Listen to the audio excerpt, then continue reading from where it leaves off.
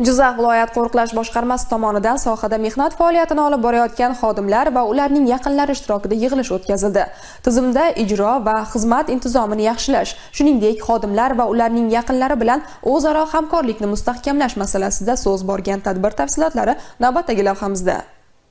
Bugungi kunda Jizzax viloyat qo'riqlash boshqarmasi tomonidan boshqarma hamda uning hududiy bo'limlarida faoliyat olib borayotgan xodimlarning oila a'zolari bilan yaqin hamkorlik yo'lga qo'yilgan. Uchrashuvda so'z olgan boshqarma rahbari buni alohida e'tirof etgan holda xodimlar hamda ularning oila a'zolari ijtimoiy himoyasini ta'minlash tizimdagi ustuvor vazifalardan biri ekanligini ta'kidlab o'tdi. Shuningdek, sohani rivojlantirish maqsadida olib borilayotgan islohotlar, xodimlar faoliyatida yaratilgan shart-sharoitlar, tinch osuda hayotimizga shukronalik, berilgan imkoniyatlardan unumli foydalanish kerakligi xususida so'z yuritildi. Ijrochilik intizomi, xizmat hujjatlarining yuritilishi, avtotransport vositalaridan foydalanishda xavfsizlik, shuningdek yo'l qoidalariga qat'iy amal qilish borasida ham fikr-mulohazalar bildirildi. Shu bilan birga tizim vakillarining tavakkalchilikka asoslangan internet o'yinlaridan uzoqda bo'lishi, korrupsiya, ta'magirlik kabi illatlarga aralashib qolishlarining oldini olish bo'yicha tushunchalar berildi.